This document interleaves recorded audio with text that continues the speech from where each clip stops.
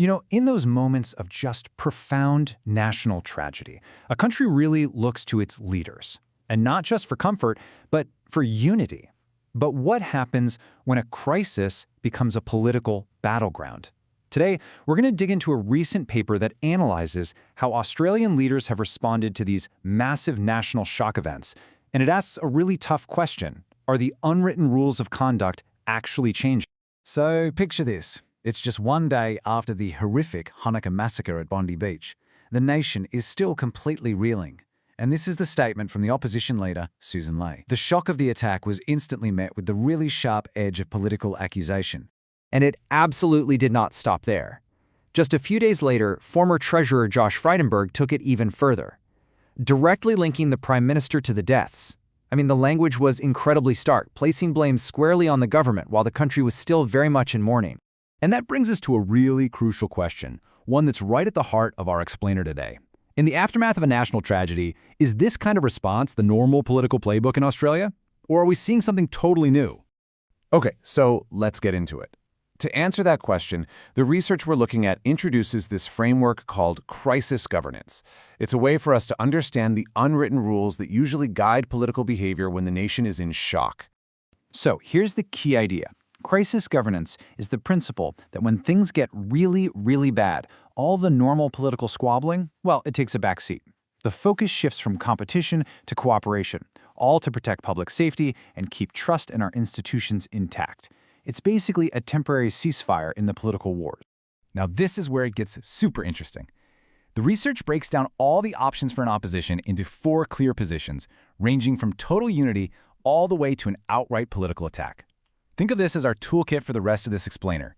We're going to use it to measure how leaders have responded in the past, and to see exactly where the Bondi response fits in. All right, so with that framework in our back pocket, let's take a look back at some of Australia's darkest days.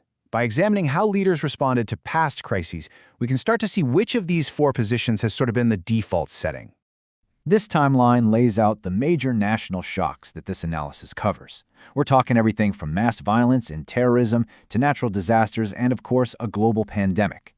Each one of these events tested the nation's leaders in some pretty unique ways. Let's look at 2 crystal clear examples. After the absolute horror of Port Arthur, the opposition gave full, unconditional support for John Howard's sweeping gun law reforms. Same thing when MH17 was shot down, both sides of politics stood shoulder to shoulder. The response in both cases, a clear position won, full bipartisan support. But, it's not always complete unity. During the Black Summer bushfires, the opposition's response was more of a critical engagement. They supported the effort, but they also questioned the government's climate policies. And during COVID, it was mostly qualified support, backing the health measures but critiquing things like the vaccine rollout. So, more nuanced responses for sure, but still a long way from an all-out attack. So what this shows us is that a clear historical pattern was set. The paper argues that an unwritten rule was established in Australian politics. When we're faced with sudden, violent attacks, our leaders have historically chosen to hold the nation together, not tear it apart. Unity has always been the norm. Okay, so with all that historical context, let's circle back to the Bondi tragedy. Did the response we saw back in December 2025 follow this established norm, or did it break from tradition? First, let's just quickly ground ourselves again in the horrific facts of that day. It was an attack on a peaceful religious celebration. 15 lives lost, dozens injured. It was quickly declared an act of terrorism, and it stands as the deadliest anti-Semitic attack in our country's history. Just 3 days after that attack, this was the message. Not a message of unity, but a message of failure. The accusation was direct, it was personal, and it framed the tragedy as a direct result of the Prime Minister's leadership. So, how does this analysis classify that response? Well, it places the opposition's conduct firmly in that final category we talked about. Position 4, active politicization. It's the most extreme partisan response in the entire framework. And let's be really clear about what that means. Active politicization isn't just criticism. No, it's about completely reframing a tragedy as an electoral issue.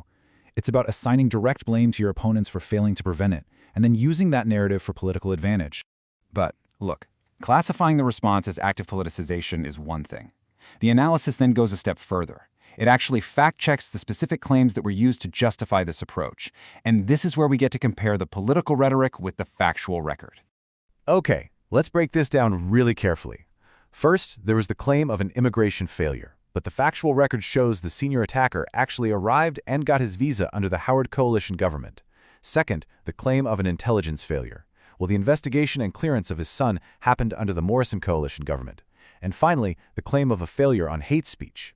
The research points out that the coalition had previously tried to weaken existing racial discrimination laws. So what this shows is a pretty clear disconnect between the political accusations being made and the actual timeline of events. And really, this is the bottom line.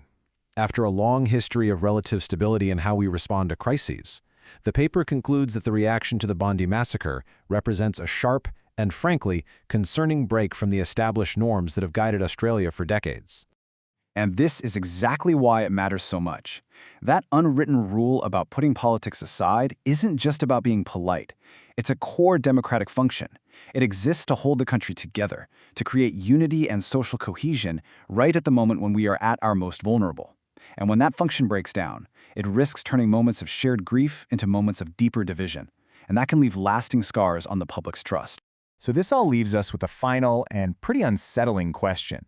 The old playbook of unity, it seems to have been torn up. So when the next inevitable crisis strikes Australia, which playbook will our leaders choose to follow? The one that unites us, or the one that divides us even further?